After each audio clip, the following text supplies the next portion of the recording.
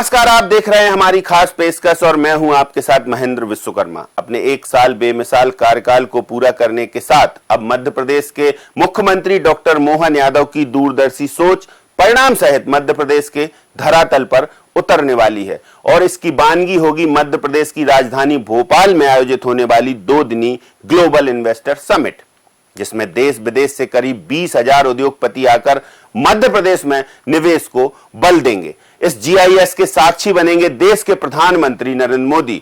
ये investor summit इस बात का सशक्त प्रमाण होगी कि मुख्यमंत्री डॉक्टर मोहन यादव बेहद विजनरी लीडर हैं और इस छवि को उन्होंने अपनी ब्रांडिंग करवाकर नहीं बल्कि खुद की अथक मेहनत से साबित कर दिखाया है।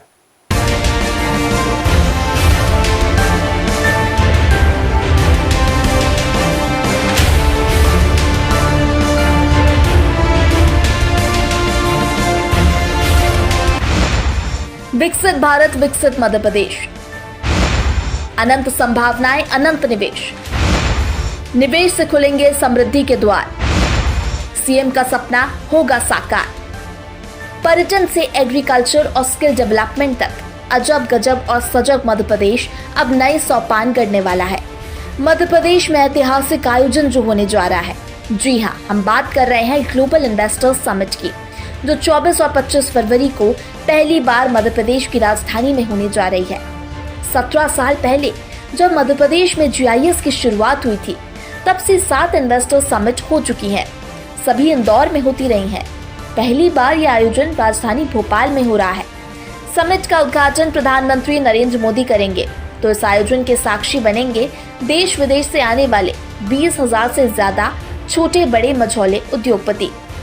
जर्मनी, UK, जापान सहित 30 देशों के नामी कंपनी के प्रतिनिधि तो आएंगे ही, साथ ही देश के नामचीन शीर्ष 50 उद्योगपति जैसे मुकेश अंबानी, गौतम अडानी, N चंद्रशेखरन, अजीम प्रेमजी, आनंद महिंद्रा, टाटा, विप्रो ग्रुप के भी प्रतिनिधि यहां पर शिरकत करेंगे। मध्य प्रदेश में 7 रीजनल कॉन्क्लेव में मिली अपार सफलता और करीब 4 लाख करोड़ के निवेश के बाद अब मध्य प्रदेश तैयार है वैश्विक निवेश के लिए और इसको लेकर सभी तैयारियों पर ध्यान दिया जा रहा है। फिर चाहे भोपाल की ऐतिहासिक इमारतों को सहेजने की बात हो, सड़कें सुदृढ़ करने की या फिर मेहमानों को अजब गजब मध्य प्रदेश को दिखाने की। 2 दिन देश के दिल मध्य प्रदेश में जो मेहमान आए उनकी खूब खातिरदारी सरकार करने वाली है। ग्लोबल इन्वेस्टर समिट का मुख्य आयोजन राष्ट्रीय मानव संग्रहालय में होगा। निवेशकों को महाकाल मंदिर, सांची, भीमबेटका सहित राज्य के प्रमुख पर्यटन स्थलों का भ्रमण भी कराया जाएगा।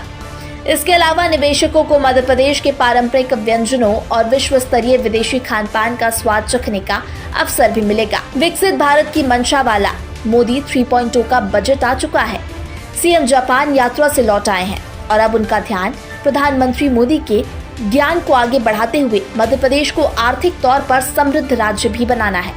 जापान से दिल्ली और फिर मध्य प्रदेश लौटते ही सीएम डॉक्टर मोहन यादव ने मोदी सरकार की तीसरी पारी के बजट की सराहना की, पीएम को धन्यवाद दिया, तो विकसित मध्य प्रदेश के लिए रीजनल कॉन्क्लेव से लेकर GIS आयोजन के महत्व को बताया। मोदी जी की सरकार के द्वारा दिया गया ये बजट जो लगातार भारत सरकार का 8वां बजट है और खासकर इस बजट के संदर्भ में जो समूचे मध्य प्रदेश की दृष्टि से देखा जाए तो हमने भी अपने बजट में गरीब, महिला, युवा, किसान, इसी तरह से हमने बजट की पिछले समय में भी नीति आयोग के मित्रों के साथ में भी 3 नीतियां तो हमने अपने सरकार के कैबिनेट के माध्यम से उसका मूल भाव लेके हमने कर दी थी। तो मैं मान के चलता हूं कि समग्र रूप से सरकार के द्वारा जो भावना व्यक्त की माननीय मोदी जी के द्वारा, ये समूचे देश के लिए भी और खासकर मध्य प्रदेश के संदर्भ में भी और ज्यादा हितकारी है। पिछले समय से रीजनल इंडस्ट्री कॉन्क्लेव करते हुए 7 रीजनल इंडस्ट्री कॉन्क्लेव हमने ऑलरेडी की हुई है और इस साल को तो उद्योग वर्ष के रूप में ही हमने डिक्लेयर किया है। 24-25 फरवरी को खास करके ये मान के चलो कि ग्लोबल इन्वेस्टर समिट जो होने वाली है उसका लिए हमारे लिए ये एक तरह से नया बूस्टअप का काम करेगा। वर्तमान का बजट जिसके माध्यम से नए उद्योगपतियों को 2 करोड़ तक का कर्ज का प्रावधान किया गया है, स्टार्टअप को भी 10 से बढ़ाकर 20 करोड़ किया है। 27 प्रमुख क्षेत्रों में ऋण की गारंटी का शुल्क को 1% कम किया है। उद्यम पोर्टल पे भी 5 लाख की सीमा वाले को लिए विशेष अनुकूल क्रेडिट कार्ड शुरू हुआ है। मुझे इस बात का गर्व है, बहुत कम राज्य सरकारें होगी जिनने एक तरह से माननीय प्रधानमंत्री जी की मूल भावना जो ज्ञान के रूप में से आ रही है, गरीब, युवा, महिला और अन्नदाता किसान, एक तरह से चारों सेक्टर को लेकर के हमने विधिवत प्लान किया है और 3 की नीतियां हमने कैबिनेट से अप्रूव करा ली है। भोपाल में पहली बार आयोजित होने वाली जीआईएस के आयोजन के पीछे सीएम डॉक्टर मोहन यादव और उनकी सरकार के अधिकारियों की मेहनत किसी से छिपी नहीं है। रीजनल कॉन्क्लेव के जरिए निवेशकों तक एडवांटेज ऑफ मध्य प्रदेश की मंशा पहुंचाना और फिर खुद मुख्यमंत्री का देश के अन्य राज्यों के प्रमुख औद्योगिक हब तक जाकर रोड शो करना, सभी इसी जीआईएस की प्राथमिक भूमिका थी। इसके बाद सीएम के जर्मनी, यूके, जापान दौरे से यह साफ हो गया था कि रीजनल कॉन्क्लेव क्षेत्रीय विकास में भागीदार होंगे तो ग्लोबल इन्वेस्टर समिट से मध्य प्रदेश नई आर्थिक उड़ान भरेगा।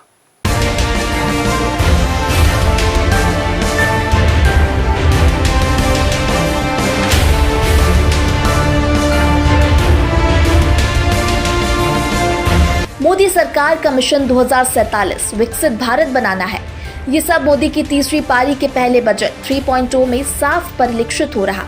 लेकिन मध्य प्रदेश भी मोदी की मंशा के अनुरूप कदमताल करने तैयार है और इसका संकल्प शायद मध्य प्रदेश के सीएम पद संभालते ही डॉक्टर मोहन यादव अपने जहन में ले चुके थे कि सनातन को संजोकर विरासत से विकास तो मध्य प्रदेश का करना ही है, लेकिन आत्मनिर्भर भारत के लिए राज्य की आर्थिक समृद्धि भी बेहद जरूरी है।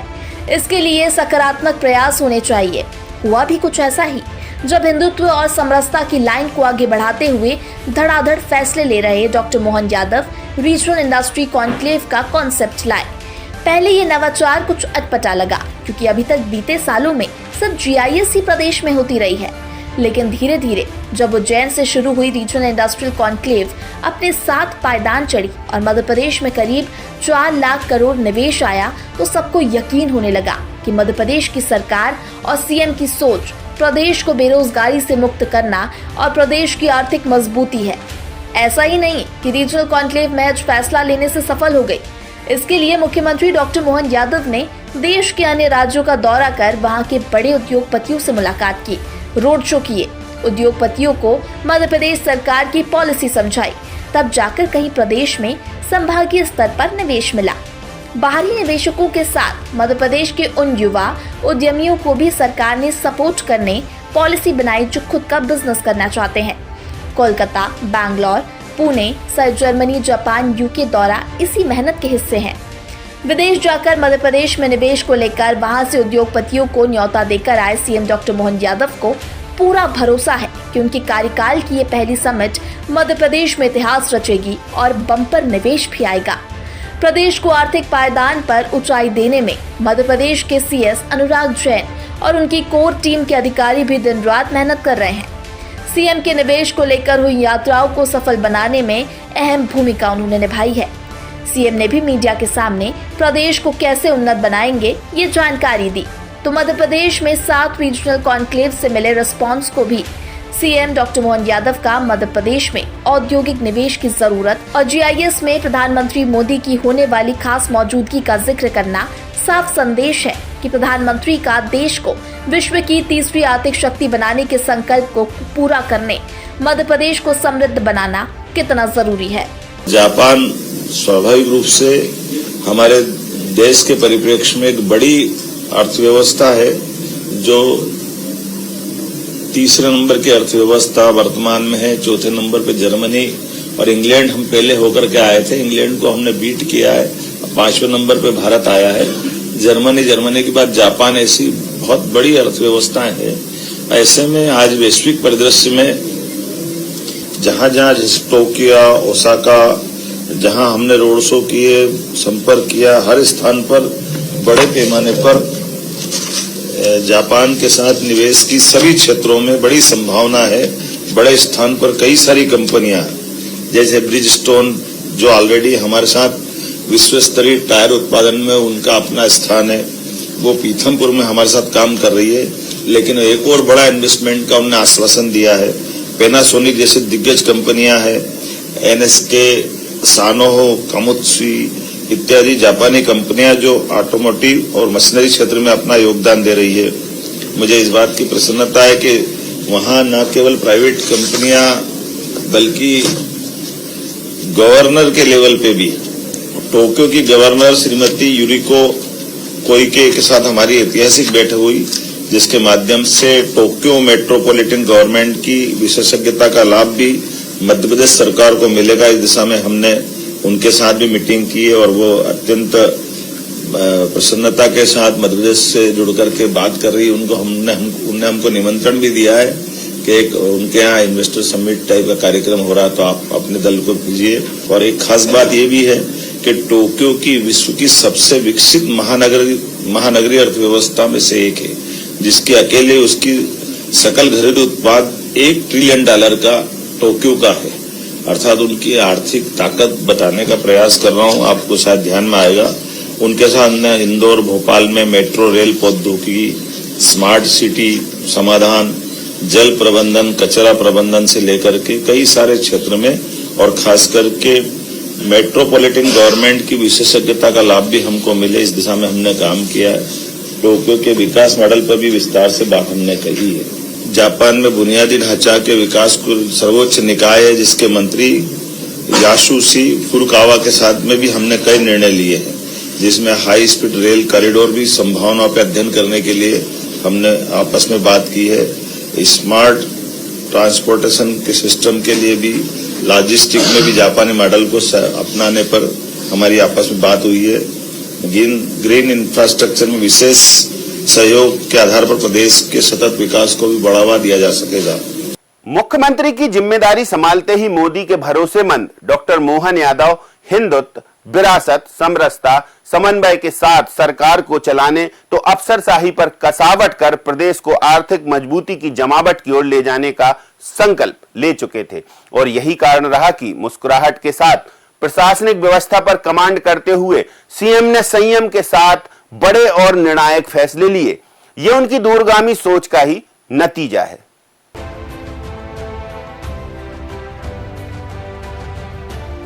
तो मुख्यमंत्री डॉक्टर मोहन यादव की दूरदर्शी सोच के चलते अब मध्य प्रदेश आर्थिक समृद्धि की ओर बढ़ रहा है। रीजनल कॉन्क्लेव, जर्मनी, यूके और जापान यात्रा के बाद GIS इसी दूरदर्शी सोच की परिणति है।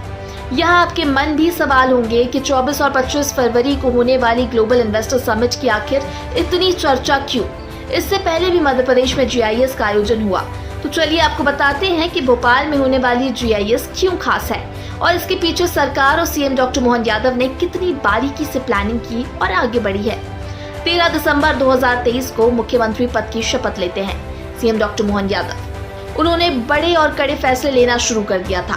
धर्म, सनातन, संस्कृति, विरासत को लेकर डॉक्टर मोहन यादव की सरकार की मंशा साफ रही कि जीरो टॉलरेंस प्राथमिकता में है, तो गांव, गरीब, किसान, महिलाएं, युवा, आदिवासी और दलित वर्ग पर सरकार का ध्यान है।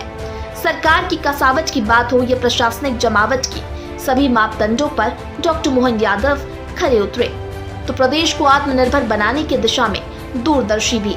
संभाग स्तर पर रीजनल कॉन्क्लेव कराने का मूल मकसद भी सीएम का यही रहा कि प्रदेश में रीजनल स्तर पर निवेश को प्रोत्साहित किया जाए, जिससे बेरोजगारी की समस्या से भी निजात मिलेगी, तो नए उद्यमी भी आएंगे। इसके लिए सरकार ने अपनी निवेश और MSME की पॉलिसी में भी कई बदलाव किए। तो मुख्यमंत्री ने कोलकाता, बैंगलोर, कोयम्बटूर, मुंबई, पुणे जाकर अनंत संभावनाएं खोजी। अनंत निवेश के लिए उद्योगपतियों को मध्य प्रदेश में आने का खुलेआम न्यौता दिया और मध्य प्रदेश सरकार की पॉलिसी को बताया। नतीजा ये रहा कि अभी तक प्रदेश में 7 रीजनल कॉन्क्लेव हो चुके हैं। करीब 4 लाख करोड़ का निवेश प्रदेश में आ चुका है। रीजनल कॉन्क्लेव जारी रहे और इस बीच सीएम डॉक्टर मोहन यादव मध्य प्रदेश को आर्थिक रूप से सशक्त बनाने की दिशा में अपना दूरगामी विजन लेकर आगे बढ़े और बड़े निवेश को लेकर विदेश यात्राएं की। जर्मनी, यूके, जापान की सफल यात्राएं करने के बाद अब सीएम और सरकार का पूरा फोकस 24 और 25 फरवरी होने वाली ग्लोबल इन्वेस्टर समिट पर है और अब मध्य प्रदेश को गुजरात की तर्ज पर डॉक्टर मोहन यादव विकसित और मॉडल राज्य बनाना चाहते हैं। इसके पीछे की मंशा साफ है कि जब केंद्र की सरकार देश को विश्व की 30वीं आर्थिक महाशक्ति बनाने की ओर अग्रसर है, तो फिर मध्य प्रदेश का भी योगदान भरपूर होना चाहिए। दुनिया भर से आने वाले उद्योगपतियों से मध्य प्रदेश के सीएम को उम्मीद है कि यहाँ विकास के नए सोपान गढ़े जाएंगे। मध्य प्रदेश की राजधानी भोपाल में GIS समिट जो है काफ़ी अहम और काफ़ी महत्वपूर्ण मानी जा रही है। इसमें सबसे बड़ी बात यह है कि मुख्यमंत्री डॉक्टर मोहन यादव की जो दूरदर्शिता है वो सामने परिलक्षित होती नजर आएगी। इसमें जो एक बात सबसे समझ में आती है, जब रीजनल इंडस्ट्रीज कॉन्क्लेव की गई थी और जो संभागीय स्तर पर की गई थी, तभी मुख्यमंत्री डॉक्टर मोहन यादव के दिलो दिमाग में ये बात आ गई थी कि जिस तरह से निवेशकों का उत्साह लगातार मध्य प्रदेश में बढ़ता जा रहा है, तो क्यों ना हो कि विदेश के निवेशकों भी जो है मध्य प्रदेश में आमंत्रित किया जाए। और यही कारण था कि उनने अपनी तीसरी विदेश यात्रा के दौरान, खासकर जापान से लौटने के बाद, जो संकल्प को एक तरह से चरितार्थ करते हुए दिखाया है कि अब मध्य प्रदेश में विदेशी निवेशकों की भी रुचि लगातार बढ़ती रहेगी। तो ये स्वाभाविक तौर से माना जा सकता है कि इस GI समिट में आपको देखने को मिलेगा कि मध्य प्रदेश में निवेशकों की रुचि लगातार कितनी बढ़ती जा रही है। और ये भी पता चलेगा कि मुख्यमंत्री को जो सोचता था कि बहुत स्लो विचारधारा के साथ काम कर रहे हैं, वर्किंग स्टाइल उनकी स्लो है, लेकिन ऐसा नहीं है। मुख्यमंत्री जो सोचते हैं, समझते हैं, वो उसको परिलक्षित करने के लिए एक बार जी जान से जुड़ जाते हैं। और ये बात इसीलिए हम दावे से कह सकते हैं कि मुख्यमंत्री ने अपनी दूरदर्शिता को ध्यान में रखते हुए, या उसको ये कह सकते हैं कि एक लंबे विजन के साथ उन्होंने ये कॉन्सेप्ट किया, और इस कॉन्सेप्ट के साथ साथ अब समिट का अमली जामा पहनाया जाएगा।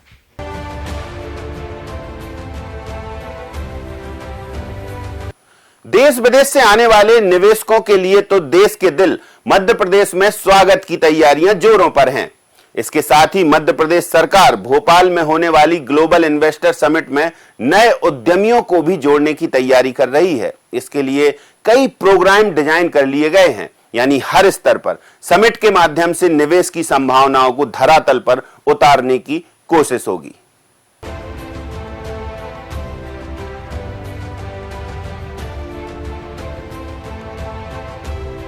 फरवरी 24 और 25 को राजधानी भोपाल में होने वाली ग्लोबल इन्वेस्टर समिट में निवेशकों के साथ 1-to-1 और ग्रुप टू ग्रुप मीटिंग के अलावा सरकार एक और नवाचार करने जा रही है।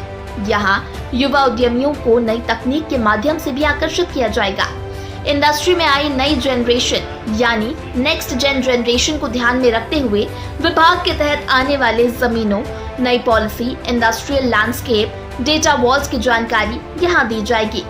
आने वाले उद्यमियों के इम्प्रेसिव एक्सपीरियंस को ध्यान में रखते हुए virtual reality industrial park tours आयोजित किए जाएंगे। Interactive investment data walls, holographic project presentation, digital twin of MP industrial landscape को भी अनोखे प्रयोग होंगे, तो डिजिटल सक्सेस स्टोरी वॉल्स भी दर्शाई जाएगी। ये सभी प्रयोग करने का एकमात्र लक्ष्य है कि मध्य प्रदेश की धरा पर डॉक्टर मोहन यादव सरकार की पहली समिट को सफल बनाने सरकार और सीएम कितनी मुस्तैदी से जुटे हुए हैं। सरकार के साथ ब्यूरोक्रेसी के लिए भी यह समिट बेहद अहम साबित होने वाली है, क्योंकि मध्य प्रदेश में मुख्य सचिव अनुराग जैन की आमद के बाद पहला यूनिवर्सल इवेंट भोपाल में होने जा रहा है। इसलिए उनके अनुभव का भी लाभ यहाँ मिलेगा, क्योंकि CS जैन वैसे भी ऐसे वरिष्ठ अधिकारी हैं जो वित्त मामलों के खासे जानकार हैं। तो आइए यहाँ जान लेते हैं क्या कुछ खास रहेगा इस ग्लोबल इन्वेस्टर समिट में। 24 फरवरी से 2 दिनी ग्लोबल इन्वेस्टर समिट। 24 और 25 फरवरी को ग्लोबल इन्वेस्टर समिट। इस बार राजधानी भोपाल में आयोजित होगी समिट। प्रधानमंत्री 24 फरवरी को सुबह 10 बजे करेंगे शुभारंभ। 23 फरवरी की रात भोपाल में ही रुकेंगे प्रधानमंत्री। एयरपोर्ट पर 25 जेट विमानों की पार्किंग व्यवस्था। 20,000 से ज्यादा छोटे मझौले बड़े उद्यमी पहुंचेंगे। 30 देशों से ज्यादा के राजदूत काउंसलर होंगे शामिल। कई देशों के उद्योगपति भी समिट में होंगे शामिल। कई केंद्रीय मंत्री और केंद्रीय सचिव भी रहेंगे मौजूद। टूरिज्म, एनर्जी, माइनिंग, IT में निवेश की संभावनाएं। मुख्य समिट के बाद विभागीय शिखर सम्मेलन होंगे। मेहमानों के स्वागत के लिए तैयार सिटी ऑफ लेक। भोपाल की विरासत को संवारने का किया गया काम। कुल मिलाकर विकसित और आत्मनिर्भर भारत में अपनी भूमिका सुनिश्चित करने मध्य प्रदेश की डॉक्टर मोहन यादव की सरकार कोई कोर कसर नहीं छोड़ना चाहती। प्रदेश की औद्योगिक रूप से सशक्त बनाने सरकार बीते साल भर से प्रयासरत है। सरकार को और खुद मुख्यमंत्री डॉक्टर मोहन यादव को ये भरोसा है कि इस ग्लोबल इन्वेस्टर समिट में देश सहित विदेश के नामी उद्यमी निवेश करेंगे और इस निवेश से प्रदेश की तस्वीर तो बदलेगी ही, आर्थिक समृद्धि भी आएगी।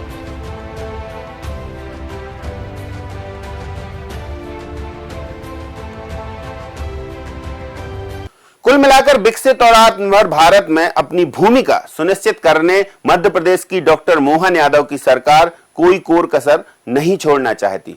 प्रदेश को औद्योगिक रूप से सशक्त बनाने सरकार बीते साल भर से प्रयासरत है। सरकार और खुद मुख्यमंत्री डॉक्टर मोहन यादव को यह भरोसा है कि इस ग्लोबल इन्वेस्टर समिट में देश सहित विदेश के नामी उद्यमी निवेश करेंगे और इस निवेश से प्रदेश की जो तस्वीर है वो बदल जाएगी, आर्थिक समृद्धि भी आएगी। तो अब इंतजार है मेहमानों का।